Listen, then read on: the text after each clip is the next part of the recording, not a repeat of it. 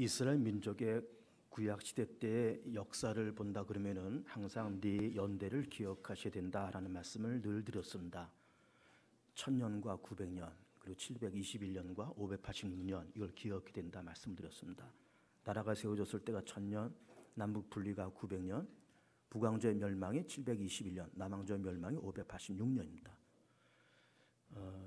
우리는 지금 이사야 43장을 지금 보고 있는데, 이사야는 남왕조 유다에서 태어나서 자기 조국인 유다를 향해서 예언 활동을 했던 그런 선지자입니다.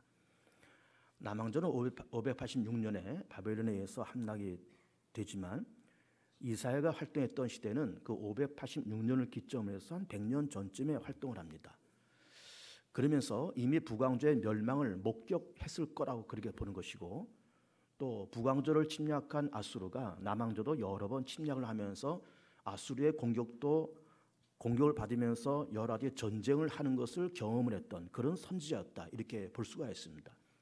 그러면서 조만간 100년 후에 자기의 조국인 유다도 바벨론의 땅에 의해서 586년에 멸망당할 것을 내다보면서 북왕조는 벌써 멸망당했고 아수르는 자꾸 찝쩍거리고 조만간 바벨론이 쳐들어올 거고, 어디를 봐도 희망이 없는 이 유다사를 향해서 마음이 참담하고 조국이 이렇게 무너질 수 있는가라는 참담한 심정을 가지고 있을 때, 하나님께서 이사야 선지자를 감동하시면서 참담한 유다 사회에 희망의 메시지를 불어넣고 있는 것이 지금 우리가 보고 있는 이사야 43장의 말씀인 겁니다.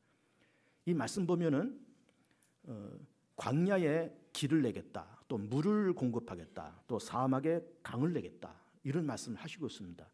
그러니까 지금 두 가지 상황을 얘기하고 있으면서, 광야와 사막을 얘기하고 있으면서, 그거는 그렇게 메마르고 척박한 그 지역처럼 유다도 지금 메마르고 척박한 그런 상황이다.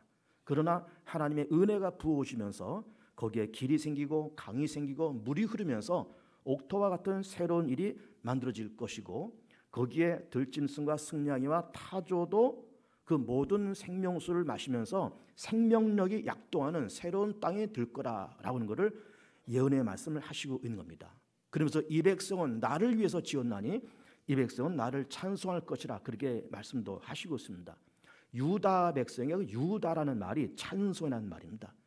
그러면서 이렇게 광야와 같이 사막같이 척박한 유다 사회의 지금 현 상황이 전화위복되고 새롭게 되어서 새로운 유다 사회, 새로운 이스라엘 사회가 될 것을 내다보시면서 희망적인 메시지를 선포하시고 있는 겁니다.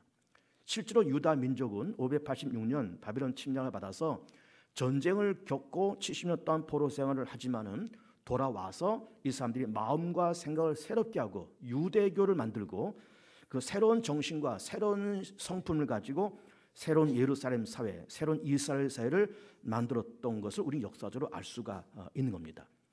본문을 중심으로 해서 저는 송구 영신예를 드리면서 네 가지를 요약해서 말씀을 드리고자 합니다. 첫 번째는 새롭게 하시는 하나님의 역사가 있을 때에는 반드시 버릴 것과 비울 것이 필요하다, 그리고 모든 것이 포기할 것도 필요하다라는 말씀을 첫 번째로 드리겠습니다. 새로워지기 위해서는 분명히 버릴 것이 필요합니다. 그리고 포기할 것도 분명히 필요합니다. 하나님의 아들 우리의 구세해 주신 예수님도 하나님과 동등된 그 직분을 포기하시고 이 땅에 내려오셔서 낮고 처란 베들레헴 땅, 그리고 그 험악한 골고다 산을 올라가시고, 그리고 그 십자가를 짊어지시고 우리의 허물과 죄를 담당하시고 십자가로 죽으시는 아픔의 역사를 걸어가시는 그런 과정을 통해서 우리에게 구원의 길과 생명의 길을 열어놓으신 겁니다. 예수님의 자기 비하, 낮춤, 겸손, 포기할 것은 포기하고 버릴 것은 버리는 예수님의 용단 속에 우리는 예수님을 통해서 구원의 길이 열렸다라고 하는 것입니다. 그릇도 새로운 것을 담기 위해서는 이미 들어있는 것을 버려야 새로운 것을 담을 수가 있습니다. 포기하신 것을 포기해야 새로워질 수가 있는 겁니다.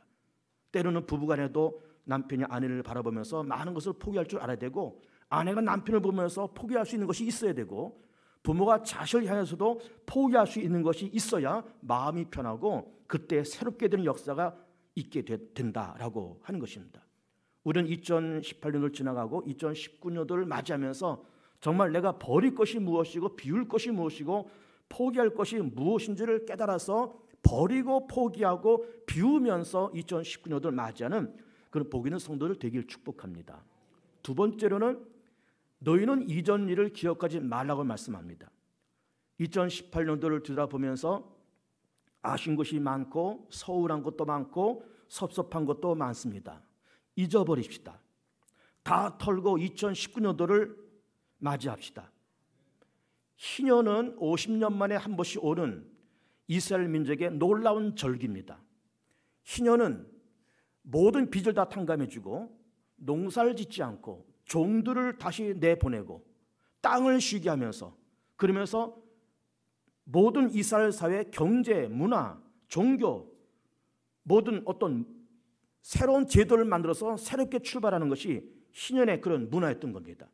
우리는 2018년도를 뒤로 보내고 2019년도를 맞이하면서 안타깝고 서운하고 섭섭했다고 생각했던 모든 것들을 털어버리고 2019년도를 맞이했으면 정말 좋겠습니다.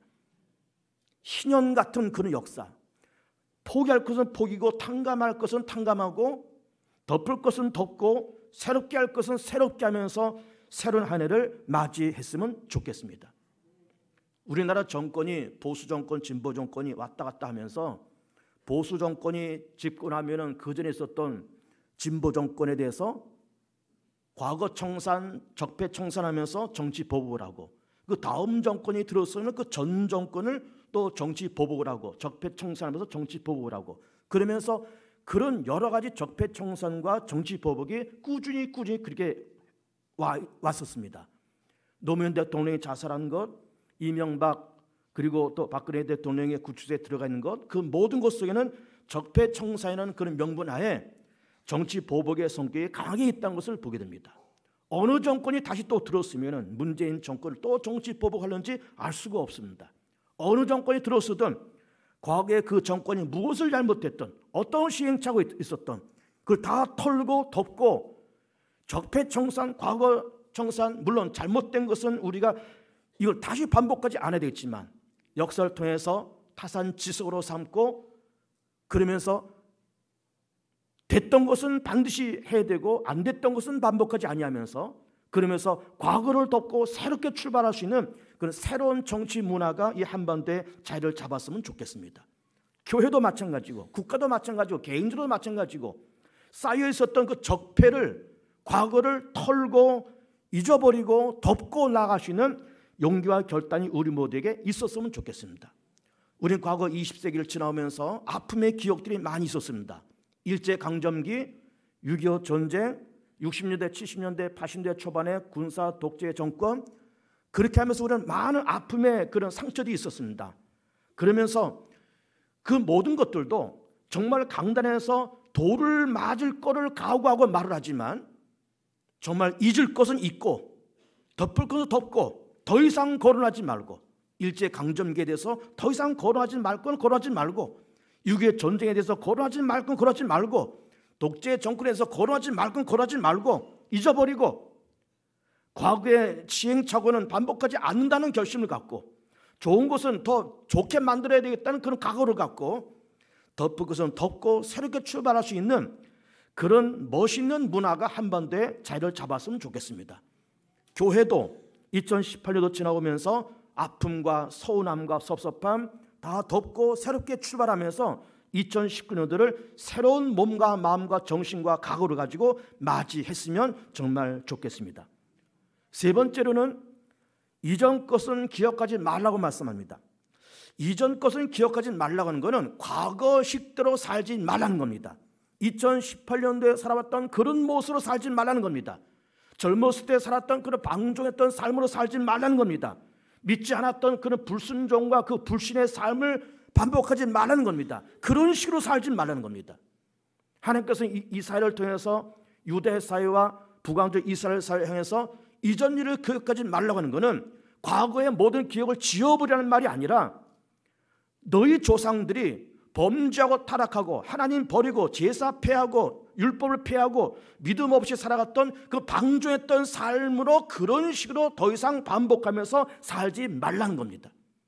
우리 2018년도 마지막 시간과 2019년도 초입을 우리가 이렇게 들어오면서 이전 것을 기억하지 말라는 말씀은 과거처럼 살지 말고, 그런 식으로 살지 말고, 그런 모습으로 살지 말고, 새로운 모습과 새로운 각오와 새로운 결단과 새로운 의지를 가지고 살려고 하는 하나님의 음성과 그 메시지를 들으시면서 과거처럼 살지 아니하고, 옛날처럼 살지 아니하고, 젊었을 때처럼 살지 아니하고, 믿음 없을 때처럼 살지 않고 새로운 마음과 생각과 각오를 갖고 살아가는 그런 2019년도와 미래가 되었으면 정말 좋겠습니다. 네 번째로는 이 백성은 내가 나를 위하여 지었나니 나를 찬송하게 하려 함이니라, 이런 말씀을 하시고 있습니다. 내가 나를 위해서 지었다. 그리고 나를 찬송하게 하려 함이라. 유다라는 말이 찬송하는 말을 했습니다. 우리는 하나님을 찬송하는 사람으로 하나님께서 우리를 선택하시고 그렇게 부르셨다는 겁니다. 이 말씀이 무슨 말씀입니까? 하나님은 내 삶의 가장 높은 분, 내 삶의 가장 최고의 가치, 하나님은 내 삶의 전부, 하나님은 내가 살아가는 이유, 하나님은 그런 위치와 그런 가치와 그런 영광을 받으시길 원하시고 우리는 마땅히 그렇게 해야 된다고 하는 것입니다. 내 삶에 하나님 가장 높은 분, 가장 존귀한 분, 내가 살아가는 이유, 나의 전부, 하나님은 나의 전부, 믿음은 나의 전부, 이런 고백이 하나님을 진실로 찬송하는 그런 모습이다라는 말씀을 하시고 있는 겁니다. 2018년도를 지나가고 2019년을 맞이하는 송구 영신 예배를 드리면서 버릴 것을 버리고 포기할 것을 포기하고 이전 일을 기억하지 아니하며 옛날처럼 살지 아니하고 하나님을 찬송하는 그런 마음과 자세와 그런 결단을 가지고 새로운 한 해를 맞이하는 축복된 성도들 되시기를 축복합니다. 기도합니다. 영광과 존귀 감사